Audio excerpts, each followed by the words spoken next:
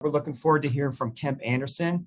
Kemp is the driving force behind Kemp Anderson Consulting, which helps PCOs navigate business issues, including mergers and acquisitions.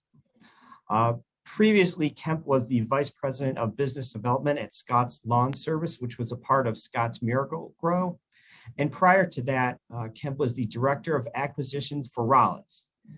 So with that, we'll turn things over to Kemp, who's going to be discussing business obstacles that PCOs must navigate in 2022 and beyond. Thank you, Brad. Really grateful to be able to speak today and share some thoughts.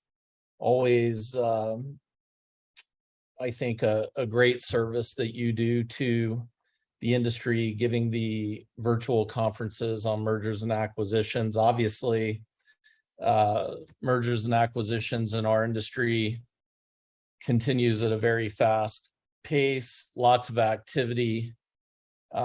Certainly everybody's on the lookout for the big acquisition coming between Rentokil and Terminix. And what we will try to cover today are business obstacles that pest control operators need to navigate this year, 2022, and certainly beyond. We are incredibly grateful to PCT and GIE, as well as our sponsors, Massey, Arrow, and Certus, for sponsoring this event. We believe it adds certainly a lot of value to folks out there trying to navigate acquisitions in our industry. I guess I'd really like to start with some of your reflections in 2021. That was certainly a wild year. As maybe we start this presentation, perhaps we can sort of reflect on some of the things that roll through our mind that happened last year, and how did that lead to things that are happening this year. When I think about 2021, I start to think about numbers. And what are some of the numbers that happened last year that are certainly impacting numbers this year? And I know that we're all sick and tired of hearing about COVID. I am going to talk about that, albeit very, very briefly. But we had almost 200 million US citizens get fully vaccinated for COVID-19. However, we had 428,162 people in the US alone who died of COVID-19. I want to stress to everybody, at least it's my opinion, that it is not the flu. It's radically different. It is impacting business. It is impacting acquisitions. Comparatively, the CDC reported 6,400 deaths from the flu. Certainly those numbers are radically different. By the end of the year, we felt, and we're all experiencing in one way or another, 7% inflation. And we'll certainly talk about inflation today. 8.5% by the end of Q1. More on that later. The increase of the average home in the country went up 16%. Pricing a lot of people out of the housing market, at least in the near term. And this is one of my favorite numbers. The US government spent 91% more than it collected, 3.1 trillion. We had significant population growth. And this is one for us to think about from our customers' perspective. The US median wage is $41,950. I have 4 sons, and between the ages of 21 and 30. And you can see here, there's 8 million young adults, 25 to 34, still living at home. Knock on wood, mine are out there trying to figure it out on their own. But there's a lot of kids or young adults, 25 to 34, that are struggling. And if you think about having a room with 100 people in it, 11% or 11 people out of that 100 are at or below the poverty rate in the United States. So these numbers are very telling. This is just some of the numbers from 2021 that shape what's happening in 2022. So these numbers will actually drive our discussion today and actually influence acquisitions in our industry. And hopefully I can connect those dots for some folks. What I will try to cover today is some economics and the impact of the economics, some of the numbers I just gave, some more I'll give shortly. How is that impacting the pest control industry? Inflation, interest rate, taxes, fuel cost, COVID, et cetera, continue to impact not only our industry, pest control operators, pest control owners, and then it spills into acquisitions in our industry as well. So let's take a first step here and try to unpack inflation. It's in the news, it's everywhere you turn, people are talking about it. It's very much a hot subject. What is it? How is it measured? Why is it important? Why should it be important to pest control operators? How does it impact M&A? How can we help our customers? And how does inflation actually impact the sale of a pest control company? And we'll try to get into a little bit of that.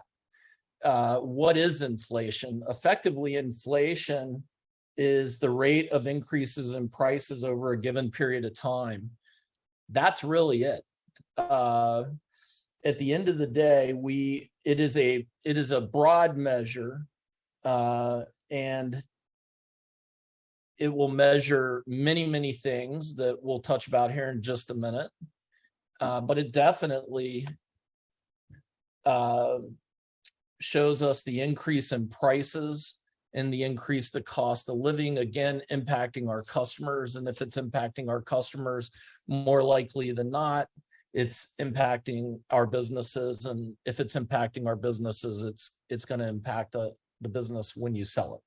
So the most well-known indicator of inflation is the CPI, or the Consumer Price Index. So this is the measures the percentage of change of a basket of goods. When the Bureau of Labor and Statistics measures the CPI, there's actually 200 categories that they're measuring. Out of those 200 categories actually get moved into 8 major baskets or buckets, or effectively 8 major groups. Those 8 major groups are food and beverage, housing, apparel, transportation, medical, recreation, education and communication, and then other goods and services. While it's not necessarily measuring pest control per se, pest control would certainly fall into the other goods and services bucket in terms of the CPI and how inflation is actually measured. Why is inflation important? Inflation affects all aspects of the economy. It affects consumer spending. Consumers who have to tighten their belt have to decide what they're going to spend money on. It certainly impacts business investment, which, if it is impacting business investment, you would assume at least that it is impacting mergers and acquisitions in the industry. Employment rates, government programs, tax policies, we will get into that, albeit very quickly. But a lot of people worry about taxes, and they worry about it so much they actually think about and talk about, gee, if taxes go up, maybe I'll just sell my business. Unemployment rate is impacting pest control companies across the globe, certainly domestically, because of empty trucks, which then again impacts our P&Ls it impacts customer service, it impacts retention, and so on. And interest rates actually impact M&A even in the pest control industry, because if the buyer's cost of capital goes up, they pass that along in their valuation models, most typically in the form of slightly lower multiples. So inflation actually can reduce the value of an investment. When a buyer buys a pest control company, they're looking at it as an investment. They want to understand what their return on investment will be. If inflation is up, if expenses are up and you do not adjust your business accordingly, then certainly it gets harder and harder for the buyer to recognize the return. And then from time to time, that will certainly impact offers. So if we look at this, this isn't a chart of inflation from 2002 to 2022. And you can see inflation going up and down. It sort of spiked during the housing bubble in 2008. The two gray bars that you're seeing are actually recessions. And you can see that where we are today, inflation is climbing, and it is impacting all these different subjects, and it is certainly impacting a lot of P&Ls in our industry. Inflation in 2021 looked like this. It started out in January of 2021 at 1.4%, and by the time we got to December, it was at 7%. The trailing 12 for inflation continues to climb. You can see the 7% in December, 8.5% by the time we get to March. This is from the U.S. Bureau of Labor and Statistics. This is solid data through Q1 showing the trailing 12. And it's effectively doubled since April of 2021. Again, the thing to think about here is that as things become more and more expensive, are we adjusting our businesses so that our P&Ls and our businesses stay financially healthy? When you do exit the business, these are the things that buyers think about and look into. We are currently in the highest inflation since 1981, and it is accelerated to 8.5% in March. Energy prices have actually gone up 32%, gasoline up 48%. We'll talk about this a little bit more in depth, but we need to remember that we are a fleet-based industry. Owners own a business that we are delivering a service, and it's fleet-based. So those costs are going up. They're going up very fast. I know recently we've seen some dips in fuel prices, gasoline, namely at the pump, as the government has tapped fuel reserves to pull the prices down. However, this year we had prices over $5 a gallon, again, certainly hitting our P&L, and that was the highest point in history for gas prices in the United States. Food prices are up almost 9%. Vehicle prices, again, fleet-based industry, up 12.5%. Used cars up 35%, which is just amazing. The CPI went up 6.5%. And, a lot of this came on between COVID and Russia going into Ukraine. These are things that we can't control, but we need to adjust for. Not to mention the fact we still are dealing with supply chain issues. So what impact can inflation have on your bottom line? What it does to your bottom line if you do not adjust accordingly is it actually will make your net income go down. As your net income goes down, if you're contemplating selling or selling, there's a potential impact of that actually impacting the value or the offers that you'll see. We are still seeing very, very high multiples. I've been in this industry since 1998. We're still seeing multiples that continue to climb, despite what you may hear otherwise. This is a great time to really focus on the fundamentals of a pest control company. This is a great time to be focused on numbers that you don't see on the P&L, numbers that you don't see on a balance sheet, like employee retention and customer retention.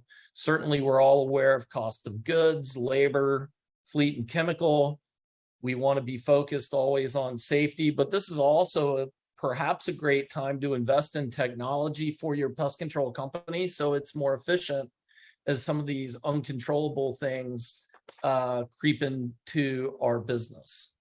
So this may lead us to ask a question: what steps can a pest control owner, a pest control operator take to fight inflation? This is a question that I think we've all got to address. Reacting to inflation really is to make sure that your company stays financially healthy and that your P&L basically is normalized, that it is healthy. So there's a few things that I would like to point pest control operators to in regards to inflation, so that your margins do not deteriorate. The first one is that we should raise prices as pest control operators. I would break this down into a couple of buckets. The first bucket would be new customers. One argument that you'll hear is, you could raise prices at a flat rate, 2 or 3 or 4 or 5 or 6 or 7%, whatever the number is that's right for your business across the board. The other approach would be, if you're out there talking to new customers, however that engagement happens, new customers don't know what the old prices used to be. So some companies actually will raise prices on new customers more than they'll raise prices on existing customers, which is, you may have a 10 or 12% increase for new customers, again, whatever's right for your business, and existing customers, you may do it 5 or 6% or 8%, again, whatever's right for you. But there's a lot of ways to do it. And, whether it's on renewals or new services, it's just got to be addressed in today's environment. Important considerations: do you notify customers in writing? Do you notify customers in person when your service people go to deliver the service? Your technicians, or whatever titles that they have, are they trained to have that conversation? Is it with inbound and outbound calls? Again, how is the training? And then ultimately, do you just raise prices and wait for them to raise the issue with you? There's a lot of ways to do it, lots of things to consider. Regardless, you've got to focus on training and not just increase the price.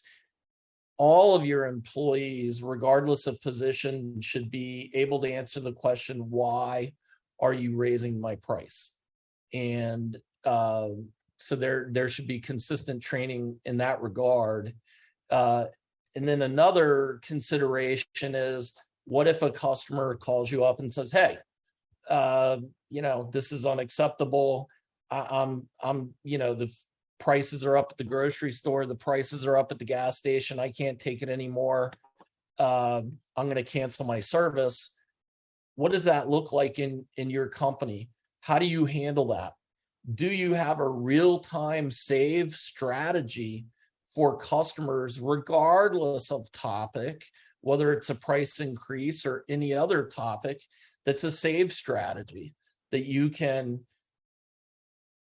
sort of maneuver that customer into a team or an individual in your company that's exceptional at de-escalating and saving those customers that have those concerns.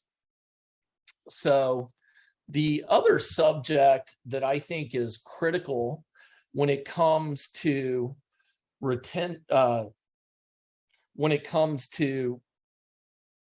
fighting inflation for a pest control owner or operator is a real intense focus on employee retention and a real intense focus on customer retention. From a employee retention perspective, there's 10 points here on this page. But when you think about employee retention, again, it's not a number that's on a P&L or a balance sheet. It's a number that you've got to be focused on, dialed into, that you're looking at all the time. But the longer tenured employees, you don't have hiring costs, you don't have training costs, you don't have empty trucks. Keeping employees is actually a cost reduction. It's a morale improvement. I want you to think about experienced employees in our industry. They're just more efficient. They're more efficient at routing. They're more efficient at chemical costs. They're more efficient at the service, bug ID, delivering the service, how to talk to a customer. All these things impact the P&L, especially at all times, but especially in an inflationary time. Once you start losing employees, of course, you've got recruiting and training costs. If you keep them, you have recruiting and training efficiencies. Increase in productivity. The longer that an employee stays with you, it's reasonable to think that they should be getting better and better and better at delivering the service and all the components that go into delivering a service. Again, reducing your costs and raising your bottom line, even in an inflationary time. They deliver better customer service, which takes us into customer retention. It strengthens your culture. You have better employee experiences. It increases your revenue because we're back to saving customers, which is absolutely critical. And these are all reasons and concepts and thoughts that owners should have about basically all the time, but I would certainly stress the importance in today's world. And again, you'll see the benefits on the P&L. And then I think we all know we should be focused on customer retention, recurring services, and ultimately that builds the brand. You don't have to keep reselling and refilling the bucket if you're retaining. Lowers the pressure on the entire enterprise. It's just these concepts, these considerations, employee retention and customer retention, just could not be more important in today's world and environment. So I would like to share this quote from Jamie Dimon, who's the CEO of JP Morgan Chase. That company is $30.5 billion in revenue and $10.4 billion in net income.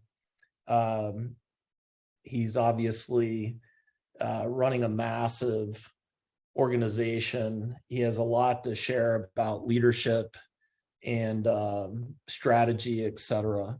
And he says companies that grow for the sake of growth or that expand into areas outside of their core business strategy often stumble. On the other hand, companies that build scale for the benefit of their customers and their shareholders more often succeed over time. When I think about this quote, what I really think about is a global CEO saying, stay focused on what you're good at, stay focused on the fundamentals, and stay focused on business discipline. So I'm going to shift a little bit from inflation to interest rates and how this might actually impact pest control operators and transactions. So today's rates are ranging from 4 to 6%, primarily on the higher side. I'd like to point out that as rates climb, the cost of money goes up for the buyers as they adjust valuation models, and that trickles into offers. So clearly, interest rates, whether you're buying a truck or buying a business, a pest control business, it impacts ROI of your P&L or the buyer's P&L and balance sheet. Chairman Powell of the Fed said he could not predict monetary policy range for next year, and that next decisions will be data dependent. I think what he's really talking about is what he's really doing is juggling to have a soft landing with inflation. And it is a tough task that he has. Jerome Powell's the 16th chairman of the Federal Reserve, recently quoted as things are so uncertain and we don't want to add to that uncertainty. By gradually increasing interest rates, he is attempting to avoid a recession and slow down inflation. Buyers factor the cost of money or interest into valuations, and that from time to time certainly can impact offers. Just something for us to be very, very aware of as we run businesses and as we contemplate selling them. A real quick look into taxes, just a few thoughts. Maximum capital gains and individual income tax rates, you can see here through 2020, really very little change. The 37% for individual single taxpayers with incomes greater than $539,000, 20% on the capital gains. These are all things that we all consider and think about, not only while we're running our business, but certainly as we sell it. There's a couple things regarding taxes on the horizon. I want to go back to the 2021 numbers. 3.1 trillion. Again, the US government spent 91% more than it collected in revenue. In my opinion, that is unsustainable. There are two good reasons for governments to borrow money. The first is to support the economy in a recession. The other is to invest, right? Whether it's roads or bridges. Our government continues to borrow massive amounts of money, and as a result, the debt continues to climb. As the debt continues to climb, the government is really going to have to make some significant choices moving forward. We have borrowed money for the Great Recession, 2008, and COVID 2 years ago, trying to avoid the recession. But keep in mind, the more that the government borrows, the more of the budget actually goes to the interest, and then the budget just continues steep climbs. At some point, the government will have to address this. The longer that the government waits to put the federal budget on a sustainable course, the bigger and the more abrupt the changes in the government benefits and taxes will have to be. Meaning, the longer that we wait to address the federal budget and the federal debt, probably the sharper tax increases and the sharper cutting that we'll see by the government. And again, this is all things for us to think about and contemplate, whether we own a business or whether we're in the act of selling or contemplating selling. So taxes, in my opinion, will eventually need to go up. This is an interesting chart, I think, from the CBO, Congressional Budget Office, showing federal debt as a percentage of GDP going back pre-Civil War to today, and then projected beyond 2030. At some point, the federal government will have to address the debt, and they're going to have to do it with probably two thoughts in mind. The first is government spending will be cut, and the second is taxes will go up. Again, as the taxes go up, this is something for us to keep in mind, whether we own, whether we're going to keep owning, or whether we're going to sell. One of the thoughts I'd like to share is that you really cannot time the market. I would advise that you should sell when it is right for you and when it is right for your family. I'm a huge fan of Warren Buffett. I suspect a few of the folks out there are as well.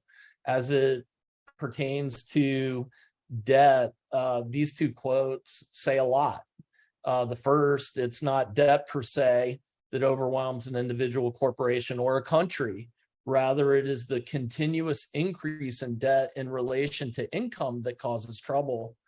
The second, he says, I do not like debt, and I do not like to invest in companies that have too much debt, particularly long-term debt.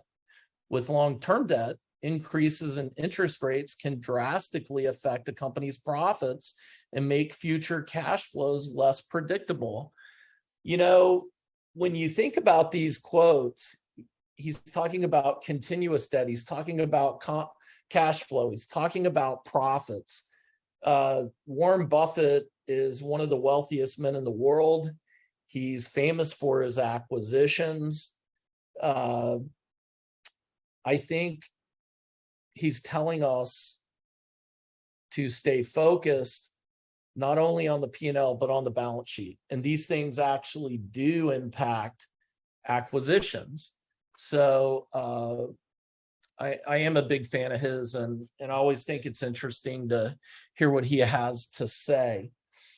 I've touched briefly on fuel. I'd like to jump into that just a little bit more. As we think about fuel, we're obviously service-based. Our services are delivered with fleets, and fuel and fleet is part of our cost of goods. And it's just a critical subject. Hard to imagine that a war so far away, Russia invading Ukraine, could actually impact the pest control industry and specifically businesses, but it does. The invasion happened February 24th. Early January, fuel was $80 a barrel. And by February, it had climbed to $90 a barrel. On February 24th, the day of the invasion, it had jumped to $120 a barrel. So 50% increase in about a month and a half, all due to the war in Ukraine. We saw fuel prices this year exceed $5 a gallon, the highest in US history. something for PCOs to consider. This chart shows fuel costs 1995 to 2022. If I connect the dots, I would say if PCO's fleet costs go up and net income goes down as a result, the value of your company and offers potentially could be impacted. When you look at these numbers, as of June 16, 2022, we saw the highest point of $5 a gallon. And 1 year ago, it was $3.42 a gallon. So clearly, this war that seems far, far away is obviously impacting all of our lives, our industries, and our businesses. I wanted to suggest some potential solutions as it pertains to fuel costs for pest control operators.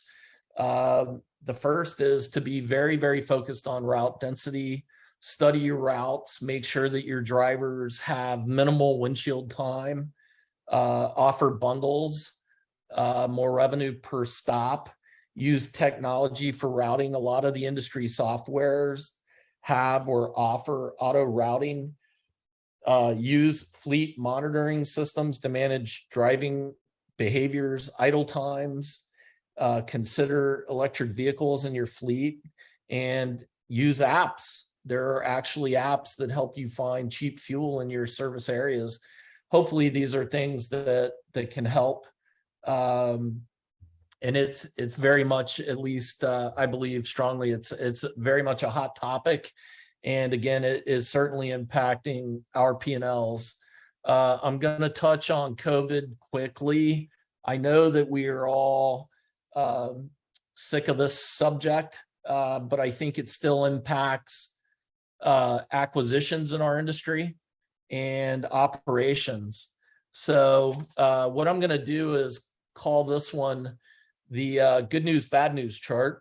And on the top chart, what you see is the bad news chart, which is that COVID is still with us. Again, over 400 deaths last year in the US with COVID versus 6,500 with the flu. The mutations continue to evolve. The new mutations are actually 10 times more contagious than the original ones. And that's why you see the significant uptick in new cases. The good news chart is the chart at the bottom. And that is that even with the increase in the strength of the mutations and the 10x times the original forms of COVID, we do see significant less fatalities, which is great news. But this has sort of crawled into the industry and the business. It's staying with us.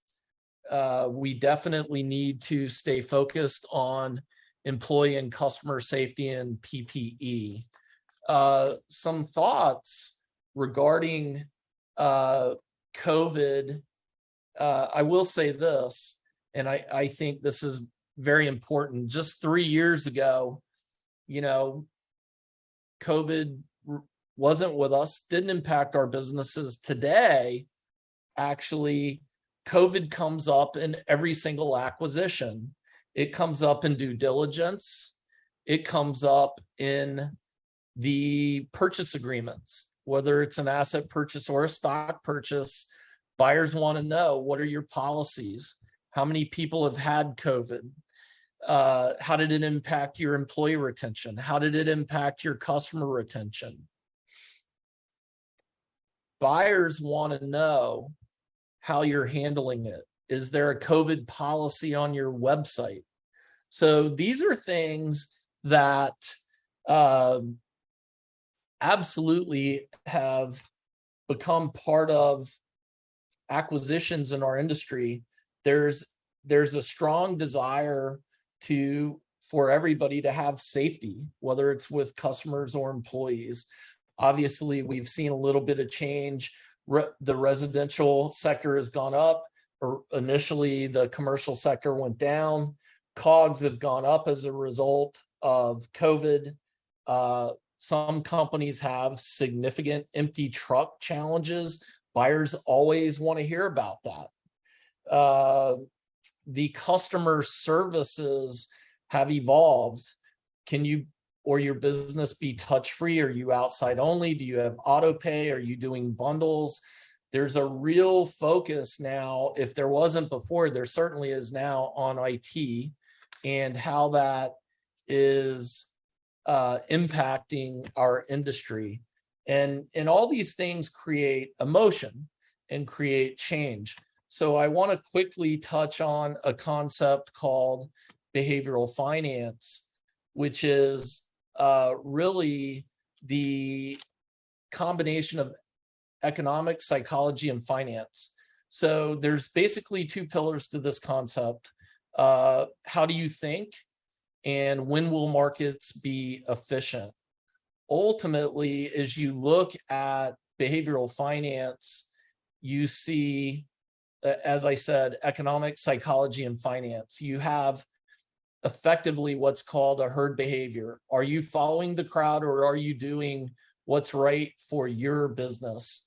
Are you adjusting your spending levels?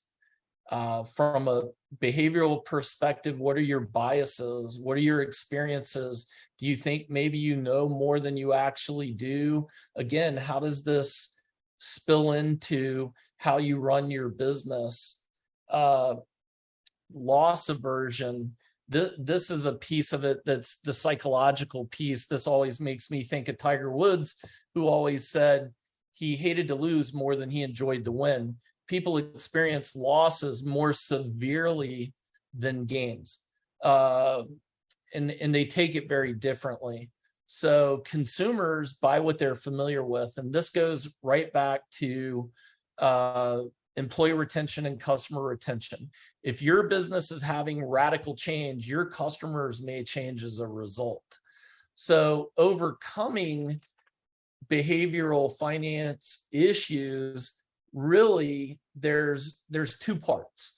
The first is to focus on process. With our firm, we believe strongly in process, a defined process that leads to results. We use this in acquisitions, and we believe strongly that if you have a good acquisition process, the results are going to be more favorable as a result. And then the second part of it is to plan and pre-commit. So we would take the reflective or reflexive approach that drives values for our clients. We don't just talk to you and send out NDAs and maybe send out your tax returns. That is not what we do. We plan, we prepare to make sure that your business is very, very well represented before we go to market. So we covered a lot of things, right? Inflation, interest rates, taxes, fuel costs, COVID, a lot of subjects in a short period of time. How does this all impact mergers and acquisitions for pest control operators and owners? Again, you've got to adjust your business. If your profits drop due to inflation, perhaps it's possible that your offers could drop. As interest rates go up, buyers certainly factor that into their valuation models, pass that along to the sellers in the valuations. As taxes stay low, that's something certainly for you to contemplate and consider if you're considering selling your business. Hard to imagine they're going down. And the longer that the debt continues to escalate, most likely they'll go up sharply when they do go up. We covered fuel costs. COVID is absolutely a part of every deal. So these are all things that the pest control industry is feeling, and we're being impacted by economics, and the industry is feeling that. So a couple thoughts as I wrap up on M&A in our firm and in our process. We believe strongly that there is a cycle to selling your pest control company. So before we ever go to market, we prepare to sell the business. We do company reviews by departments. We certainly build a SIM. We help you find the right M&A attorney. This is absolutely key. A good M&A attorney would be a tax attorney, perhaps a JD MBA, JD CPA. They would have experience with pest control acquisitions. We help clients get teamed up with the right counsel, including, if needed, making sure that you have the right CPA and ultimately wealth manager. This is a team effort when you go to sell your business. And if you are not prepared with the right team and the right process, ultimately you'll feel that when the offers come. So one of the things that I would like to say is, when you hire us, we feel like we're unmatched with M&A experience. Worked for privately held pest control companies, public companies, even a private equity firm, and owned and sold my own pest control. I think we are the only representative that you can hire that has this background. We have over 25 years. I personally have over 25 years in the industry. And I want to stress, we're your advocate. We see excellent multiples from a revenue perspective and EBITDA perspective. We are with you from before we go to market until after close. We attend due diligence, we attend close, we attend onboarding, and if there's any post-close problems, we're a phone call away. We are very much your advocate. We take a lot of pride in that approach. Our firm, our team has master's degrees in business, finance, data science, marketing, and entrepreneurship. We represent some small pest control companies, mid-sized pest control companies, and top 100 companies every year. And we're proud of that. So again, as we look at the industry, as we look at representing sellers in particular, we look at it as a team with an attorney, accountant, or CPA, and financial advisor. We are very focused on our clients. One of my favorite quotes is from a client last year. He literally said, "No drama, just results." At the end of the day, for us, we want to do a great job. We only have one chance to do this. A couple of our clients, and I guess we'll say, what do our clients have to say? And the first one is Damon Martin, who owned Mathis Exterminating. He said, going into the single biggest transaction of your life without representation is like going to court without a lawyer. Kemp's team of experienced industry-specific professionals who truly understands the process from valuation to close is the best peace of mind you can get. I loved what Damon had to say. He was very, very happy with the results. And Joe Pastana from JP Services said, "You did a great job for me. One of the most difficult periods of my life. Everyone is different. Everyone's situation is different, but I could not be happier with the outcome, the process, or the value you brought to the transaction." Joe's company was in multiple states. It was 3 generations old, and it was 98 years old when he sold it. We were honored to represent both these gentlemen and their businesses. We do have a process. We think it's second to none. And we're very, very happy to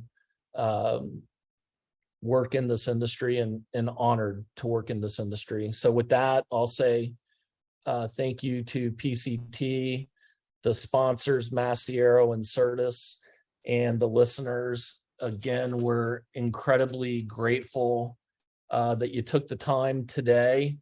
We're incredibly grateful to PCT and GIE for putting this on. We think it adds a lot of value and hopefully helps a lot of folks. And we're always just a phone call away. Certainly give us a call or an email. We'd love to represent you and your company. And hopefully the things that we had to say today help some people out there. Thank you very much.